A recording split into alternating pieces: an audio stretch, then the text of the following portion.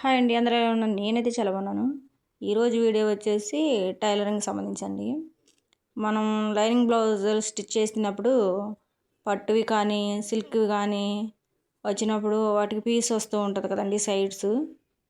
అలా రాకోకుండా ఒక చిన్న టిప్ షేర్ చేస్తున్నాను.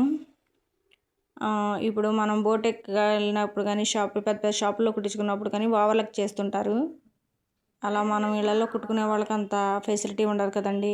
ఒకవేళ మనం బయటికి వెళ్ళి చేయించాలన్నా కాస్ట్ ఎక్కువ తీసుకుంటున్నారు, అడుగుతున్నారు.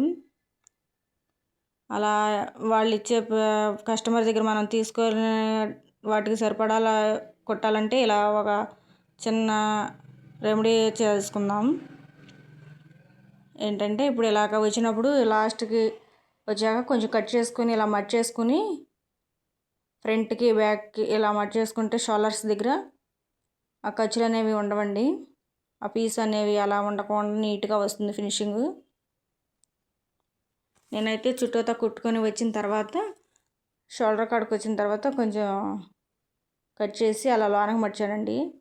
ఇప్పుడైతే జాకెట్ ప్రిపేర్ అయిపోయింది. ప్రిపేర్ అయిపోయిన తర్వాత మనం అంచులు సైడ్స్ ఉంటాయి కదండి, అవి ఖర్చులు పట్టువి అయితే కూర్చుకుంటూ ఉంటాయి అని అంటుంటారు కదా. దానికి నేను ఓవర్లాక్తో పని లేకోకుండా ఇలా చేస్తాను.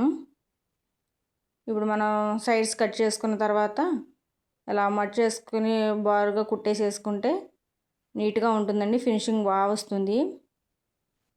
మనలో చాలామందికి ఈ టిప్ తెలిసి ఉండవచ్చు, ఉండకపోవచ్చు. తెలిసిన వాళ్ళైతే తెలుసని కామెంట్ పెట్టండి. తెలియని వాళ్ళైతే చూసి ఇలా చేయడానికి ట్రై చేయండి. నేనైతే ఇలా చేస్తాను. బయటకు వెళ్ళి ఓవర్లాక్ చేయించే అంత టైము ఉండదు. ప్లస్ మనకి కాస్ట్కి వాళ్ళు ఇచ్చే కాస్ట్కి మనం పెట్టే మెటీరియల్కి సరిపోతుంది. కస్టమర్ని ఇబ్బంది పెట్టడం కన్నా మనకు వచ్చిన రీతిలో మనం చిన్న సులువైన చిట్కాలు పాటించుకుంటే కస్టమర్స్కి సాటిస్ఫై అవ్వగలం. నేనైతే ఇలా చేస్తూ ఉంటాను. ఫినిషింగ్ కూడా బాగా వస్తుంది. చూస్తున్నారు కదా. మనలో చాలామందికి కొంచెం ఇంట్ల దగ్గర చేసుకునే వాళ్ళకి కొంచెమైనా ఉపయోగపడుతుందని నేను ఈ టిప్ని మీకు షేర్ చేస్తున్నాను. నచ్చితే లైక్ చేసి కామెంట్ చేయండి, షేర్ చేయండి. మీరు కూడా ఇలా కుట్టి ఉంటే కనుక మీ అనుభవాన్ని నాతో పంచుకోండి.